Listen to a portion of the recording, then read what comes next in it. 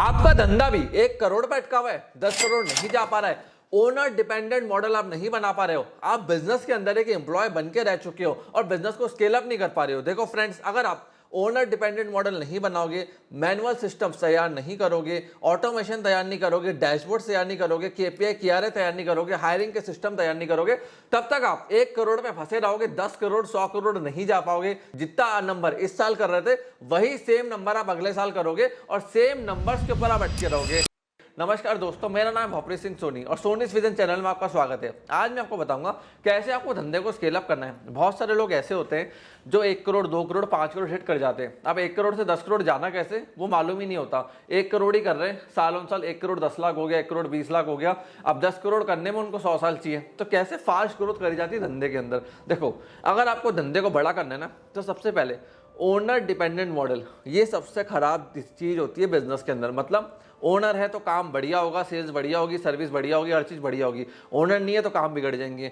ये आप क्या करते हो, डिसीजन मेकिंग की पावर को डेलीगेट नहीं करते हो। फिर मैनुअल लीड के सिस्टम है, मतलब सेल्स के ऑटोमेशन के प्रोसेस नहीं है, लीड ट्रैकर्स नहीं है, तो आपका धंधा ग्रो ही नहीं होगा। लीड्स के आप कैसे ट्रैक रखोगे, कितनी कन्वर्ट हो रही है, कितनी ग्रीन हो रही है, कितनी नर्चर हो रही है, कितना फॉलोअप जा रहा है। फिर सर्विस डिलीवरी टीम में भी कोई ऑटोमेशन नहीं है, प्रोसेस नहीं है, ऑनबोर्डिंग के सिस्टम नहीं है कि हर बार आपको सर्विस के फॉलोअप लेने पड़ रहे हैं, क्लाइंट्स के बारे में पूछना पड़ रहा है, और कोई डैशबोर्ड नहीं आता। देखो, बड़े बड़े जो सीईओज होते हैं, फाउंडर्स होते हैं ना, इनके पास मंथली वीकली डैशबोर्ड आते हैं जिनके अंदर ये अपनी लायबिलिटीज, इनकम, असेट्स और आने वाले हफ्तों में करना क्या है, सेल्स ज़्यादा करनी है, सर्विस ज़्यादा करनी है, हायरिंग ज़्यादा करनी है, की डिसीजन मेकिंग करना क्या आने वाले वीक्स के अंदर, वो प्लान कर पाते हैं। अब क्या है, देखो हायरिंग में भी आपकी कंपनी के अंदर क्या होता है, एक आदमी आया, वो कह रहा है मेरा 60,000 का पैकेज था, पहले मुझको 60,000 मिलते थे, आपने कहा हम तो 40 देते, नेगोशिएट करके 55,000 रुपये वो चला गया कहीं और नौकरी करने आपसे ऑफर लेके। होता क्या, देखो धंधे के अंदर आपको हायरिंग के सिस्टम बनाने पड़ते हैं कि ये रोल 10,000 का, ये 20,000 का, 30,000 का, 40,000 का है। 10,000 वालों के आदमी के इंटरव्यू इस रोल के लिए ऐसे लिए जाएंगे, 40,000 वाले कैसे लिए जाएंगे, 20,000 वाले कैसे लिए जाएंगे।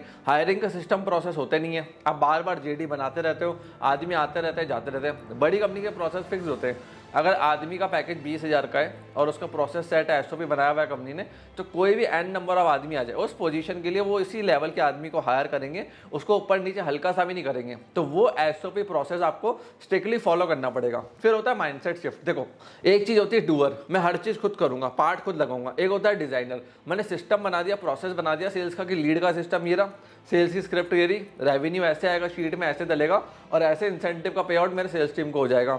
और फिर होता है कंट्रोलर, कि मैं उसको कंट्रोल कैसे करूंगा। बड़ी कंपनी जैसी बनती है, फ्रॉड होने के चांसेस बढ़ जाते हैं, उसके लिए ऑडिटिंग लगती है, इंटरनल ऑडिटर्स लगते हैं। एक भी क्रिटिकल टास्क पे जहां पे लगता है चोरी होने के सबसे ज्यादा चांस है, वहां 2-3 आदमी को लगाओ कि 3 आदमी के बिना काम होगा ही नहीं। जब 3 आदमी अलग अलग डिपार्टमेंट्स है तो चोरी होने के चांसेस कम हो जाते हैं। हाँ, अगर वो 3 आदमी भी एक साथ मिल गए तो चोरी होने के चांसेस हो सकते हैं। अब देखो, जितना आप क्लैरिटी दोगे टीम को, सिस्टम को, उससे क्या आपका धंधा तेज जाएगा। जितना अनक्लैरिटी रहेगी, फॉग रहेगा माइंड के अंदर, उतना लोग कम भागेंगे, उतना आपकी ग्रोथ कम आएगी। तो क्लैरिटी डालना एज अ फाउंडर आपको बहुत ज़्यादा जरूरी है। सबसे पहले आपको सेल्स को ऑटोमेट करना है। अब देखो, उसके लिए आपको करना क्या पड़ेगा। अगर आपको 10 करोड़ का बिजनेस बनाना है तो सेल्स रेवेन्यू, क्योंकि देखो अगर बड़ा कोई डिसीजन मेकर है, CEO है, फाउंडर है, CF, वो कैसे डिसीजन ले पाएगा जब उसकी जेब में पैसा होगा।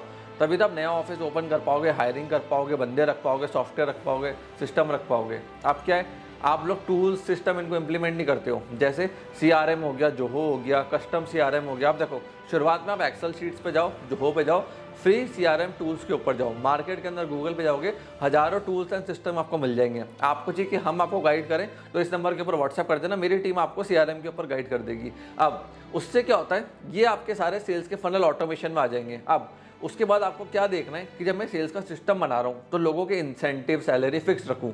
और अगर मुझे पता है कि 10 करोड़ करने हैं तो मुझे 1 करोड़ करने पे एक बंदा रखना पड़ेगा। तो 10 करोड़ पे 10 बंदे चाहिए, उनके ऊपर एक मैनेजर चाहिए, तो 11 जने आपको चाहिए। ठीक है, 10 जनों का आपने जेडी तैयार करा, वो 10 जनों में रिपीट होता रहेगा और 11वां बंदा आपका हेड होगा जो 10 बंदों से 10 करोड़ करवा के आपको रिपोर्ट करेगा।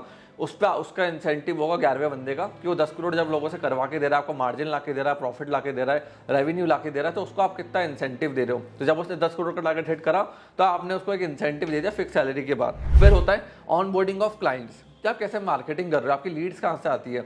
लीड्स का सिस्टम होना जरूरी है। देखो या तो आप यूट्यूब से लीड्स पकड़ोगे, इंस्टाग्राम से पकड़ोगे, ऐड चला के पकड़ोगे, वेबसाइट से पकड़ोगे, सोशल मीडिया से पकड़ोगे, कैसे भी पकड़ोगे, इनका एक सिस्टम तैयार रखो। लीड्स कंपनी में कंटिन्यूसली आनी चाहिए पानी की तरह। जैसे मेरी कंपनी के अंदर मैंने लीड्स का एक एसओपी स्ट्रक्चर तैयार कर रखा है। अगर मैं सो भी रहा हूँ, बाहर भी गया हूँ, सिस्टम पे नहीं हूँ, लीड्स कंटिन्यूसली हमारे सिस्टम में टपकती रहती है, क्योंकि मैंने सिस्टम को तैयार करा हुआ है। उसके पीछे मेरे सेल्स वाले लग जाते हैं। अब एक लीड पे अगर एक सेल्स का बंदा अवेलेबल नहीं है तो वो सेकंड बंदे को जाती है, वो अवेलेबल नहीं तो थर्ड को जाती है, थर्ड नहीं तो फोर्थ को जाती है। ऐसे मैंने लेयर्स को तैयार करा ताकि लीड खराब ना हो, लीड को तुरंत रिस्पॉन्स मिले हमारी कंपनी के अंदर। फिर अगर आप एक सर्विस डिलीवरी बिजनेस चला रहे हो, प्रोडक्ट डिलीवरी बिजनेस चला रहे हो, जैसे themysty.com है, ये मेरे कॉस्मेटिक का ब्रांड है, इसके अंदर हम कॉस्मेटिक के आइटम्स बेचते हैं। तो देखो यहाँ पे क्या है, हमारा पूरा CRM सेट है। मेरा सर्विस डिलीवरी बिजनेस भी है 2-3, इनको भी मैं रन करता हूँ, जहाँ पे हमारी सर्विसेज आती है, तो उनकी मैंने एसओपी बना रखी है। जब सर्विस टीम के पास काम जाता है तो उसमें डेडलाइन आ जाती है एक्सेल शीट में, ठीक है, काम इस डेट में एंट्री हुआ, ये डेडलाइन है, ये क्लाइंट का नाम है, उसको लेकर कौन आया, उसका नाम, और कितने टाइम में इसको डिलीवरी देनी है। वो डैशबोर्ड हर हफ्ते मेरे पास आता है और हर महीने मैं उसको ऑडिट भी करता हूँ। हर महीने भी आता है पूरा बन के और हफ्ते का भी आता है बन के। तो मेरे को क्या डिसीजन लेना ईजी हो जाता है कि भाई मेरी कंपनी में सर्विस में दिक्कत है, सेल्स में दिक्कत है, लीड में दिक्कत है, तो मैं ट्रैकिंग रख पाता हूँ। और देखो रेवेन्यूज को रियल टाइम ट्रैक करना बहुत जरूरी होता है। डेली मेरे पास रेवेन्यूज के अपडेट आते ही आते हैं कि किस सेल्समैन ने कितनी सेल करी, कितना उसमें मार्जिन था, कंपनी को कितना प्रॉफिट हुआ, कंपनी की लाइबिलिटीज कितनी जो चुकानी है कंपनी को, नेट रेवेन्यू क्या है कंपनी के पास इस समय। अब जैसे अंकुर वारिकू है, ये एक यूट्यूबर है, इन्होंने 2019 में चालू करा था, आज 21-22 करोड़ की सेल कर रहे हैं। क्यों? देखो घर बैठा बैठा आदमी काम कर रहा है, पूरी टीम 50 जनों की रिमोट बेसिस के ऊपर है, कोई ऑफिस नहीं है, कुछ नहीं है, घर से आदमी एक लैपटॉप से 20 करोड़ का धंधा चला रहा है। क्योंकि देखो इसका लीड ऑटोमेटेड है, एड्स ऑटोमेटेड है, सेल्स ऑटोमेटेड है, सब इसने ऑटोमेशन के ऊपर डाला है। तो ये घर बैठ के आराम से सो रहा है, अपने फ्लैट से कंपनी चला रहा है एक लैपटॉप के ऊपर। वहीं एक और आपको एग्जांपल दूं तो ब्लू टकोई कॉफी रोस्टर्स करके कंपनी है, ये कैफे है दिल्ली के अंदर। पहले ये 1 करोड़ का गल्ला करते थे, अब ये 70 करोड़ का गल्ला कर रहे हैं। अब इनके पास देखो फ्रेंचाइजी में चले गए क्योंकि उनको एक्सपेंशन करना था, उसके लिए इन्होंने सप्लाई चेन को ऑटोमेट करा, ERP सिस्टम को लेकर आए, ई-कॉमर्स को लेकर आए, अपने लॉजिस्टिक सिस्टम को तैयार करा,